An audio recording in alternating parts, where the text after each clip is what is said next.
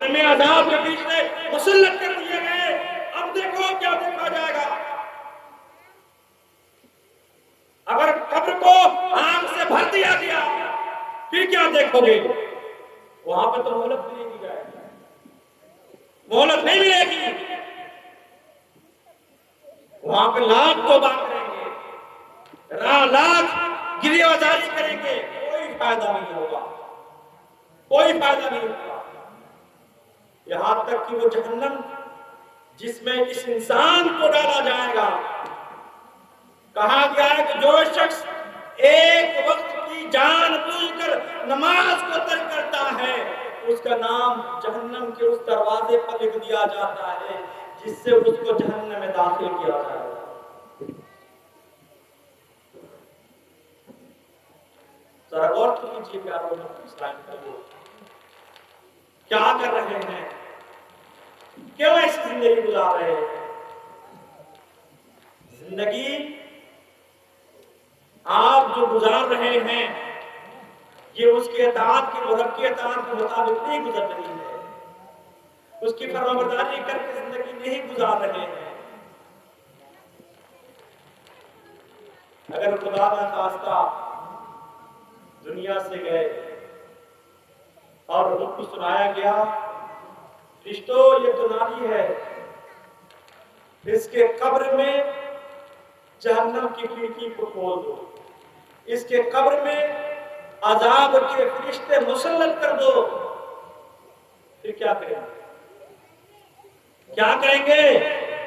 وہ جہنم جس کی گہرائی کا عالم یہ ہے کہ اگر اس جہنم کے اندر پہاڑ کے بڑے چٹان کو بھی ڈال دیا جائے تو 70 سال میں بھی اس کے تہ تک نہ پہنچے. اس میں اس انسان کو ڈالا جائے گا, اس انسان کو ڈالا جائے گا جو زندگی بھر رب کو راضی تو نہیں کیا لیکن شیطان کو ضرور راضی کر کے زندگی گزارا تھا. اس انسان کو ڈالا جائے گا.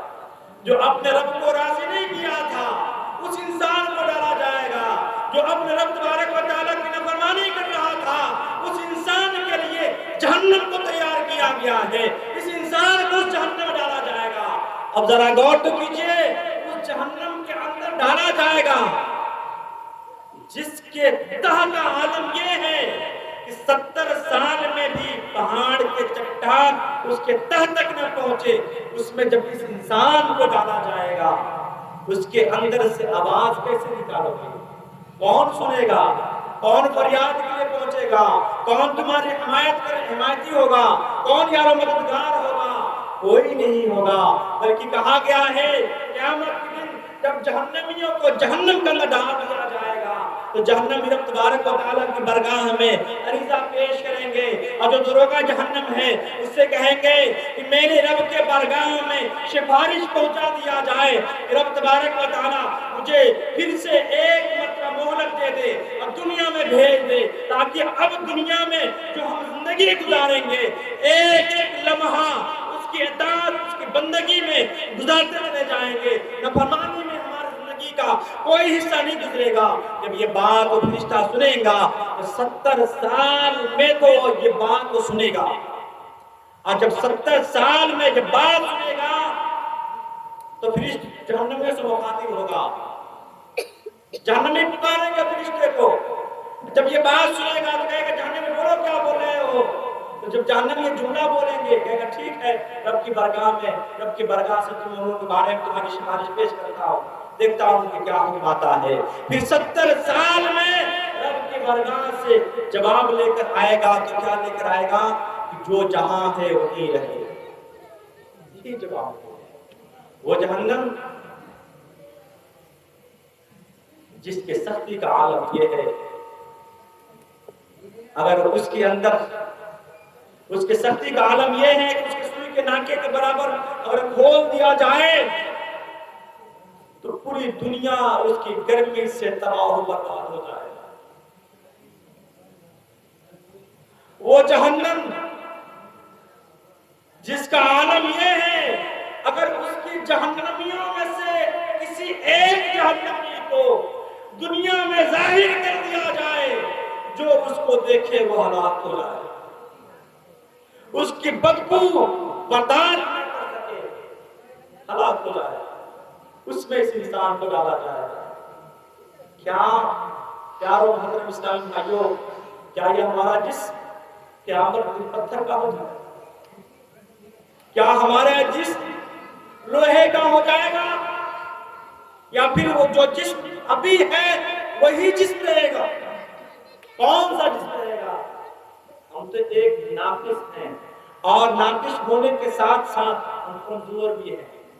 ہماری کمزوری کا عالم یہ ہے کہ اگر بستر پر رات میں سونے جاتے ہیں، رات میں بستر پر سونے جاتے ہیں، گہری نیند میں ہونے کے باوجود اگر ایک مچھر ڈنک مار لے تو ہماری نیند کھل جاتی ہے، اور جہنم جس میں کھچر کے برابر بچھو ہوں گے اور ایک مرتبہ ڈنک ماریں گے تو وہ تر و تازہ اس کا اثر 40 سال تک رہے گا۔ کیا کرو گے؟ کہاں سے برداشت کا چمچا لے کر آؤ گے؟ کہاں سے برداشت کی طاقت لے کر آؤ گے؟ آج سوتے ہیں، نیند نہیں کھلتی ہے فجر کے وقت ہوتے ہوئے نماز پڑھنے کا دل نہیں کرتا، وقت رہتے ہوئے، ٹائم رہتے ہوئے ٹائم نہیں دے پاتے ہیں، اپنے رب کو راضی کرنا جو چاہتے ہیں لیکن دل نہیں کرتا ہے۔ جواب تو یہی ملتا ہے سب کے طرف سے، لیکن کیا جواب یہ ملنا کافی ہے؟ کیا رب کے بارگاہ میں یہ آپ کا عذر قبول کیا جائے گا؟ کیا رب کے بارگاہ میں آپ کو بخش دیا جائے گا؟ نہیں پیارے محترم اسلامی بھائیوں، ایسا کچھ نہیں ہونے والا، بلکہ بخاری کی حدیث ہے لا یحشر یوم القیامہ، قیامت کے دن کوئی مدد نہیں کی جائے گی، کوئی مدد نہیں کی جائے گی، بلکہ کہا جائے گا اپنے زبان کو تم خاموش رکھو، تمہارے ساتھ وہی کیا جا رہا ہے جو تم دنیا سے لے کر آئے ہو، الگ سے کچھ نہیں کیا جا رہا۔ تو ہم اپنے اعمال کو اچھا کیوں نہیں بنا رہے؟ ہم اپنے اعمال کو ستھرا کیوں نہیں بناتے ہیں؟ اپنے رب کو راضی کرنے کی کوشش کیوں نہیں کرتے ہیں؟ اپنے رب کی رضا پر راضی رہنا کیوں نہیں چاہتے ہیں؟ ہم اپنے نفس کو راضی کرنے کی کوشش کیوں کر رہے ہیں؟ حالانکہ رب کی رضا چاہتا ہے دو عالم، رب کی رضا چاہتے ہیں دو عالم، اور خود خدا چاہتا ہے رضائے محمد۔ رب کی رضا تو میرے آقا چاہتے ہیں، لیکن میرے محبوب کی رضا رب چاہتا ہے۔ اے رب کے محبوب کے امتیوں، رب کے محبوب کے واقعی میں غلام بن جاؤ، جیسا بننے کا حکم ہے۔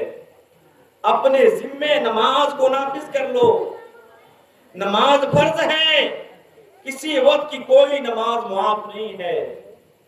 اگر کوئی شخص بے نمازی ہو کر زندگی گزار رہا تھا اور 25 سال کے بعد 30 سال کے بعد اس کو توبہ نصیب ہو گئی، تو کیا یہ توبہ کرنے سے یہ 25 سال 30 سال جو بے نمازی ہو کر زندگی گزارا تھا، کیا یہ نماز معاف ہو جائے گی؟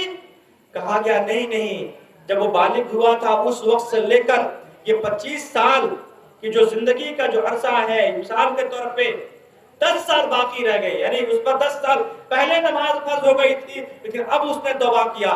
کہا گیا شریعت کا حکم یہ ہے کہ آپ پر جو نماز فرض ہے اس کو تو ادا کرنا ہی ہوگا، لیکن جو قضا نمازیں ہیں اس کو بھی ادا کرنا ہوگا، یہ بھی فرض ہے، معاف کرنے سے کام نہیں چلے گا۔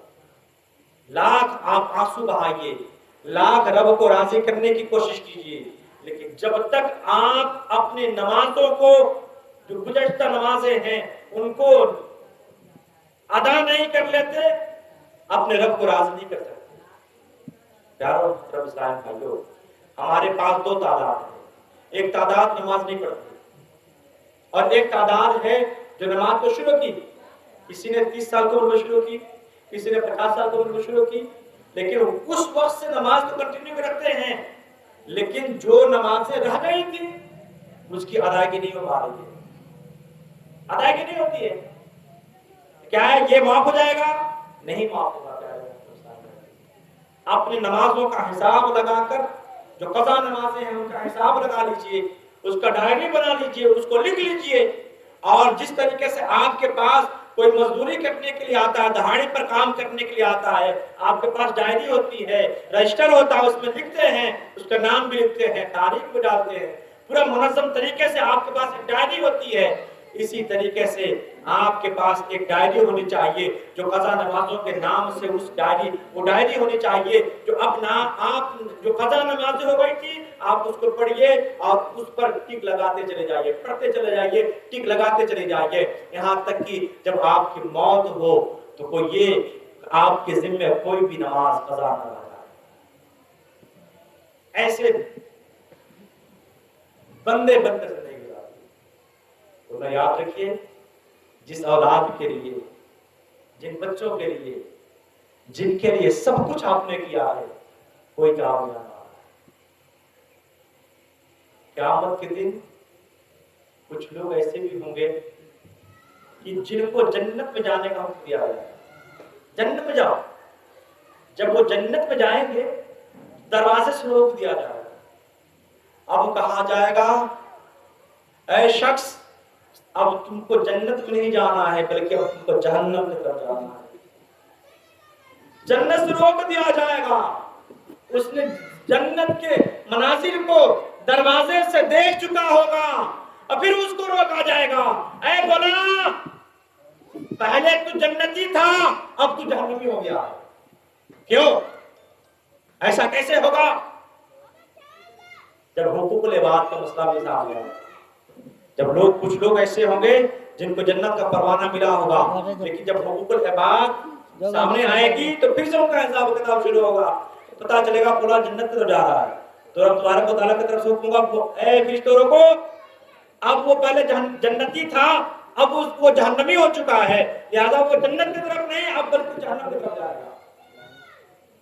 ذرا غور کیجیے، اپنے آپ کو بھی نمازی بنائیے، رب کو راضی کرنے کا ذریعہ نماز۔ سب سے پہلی بات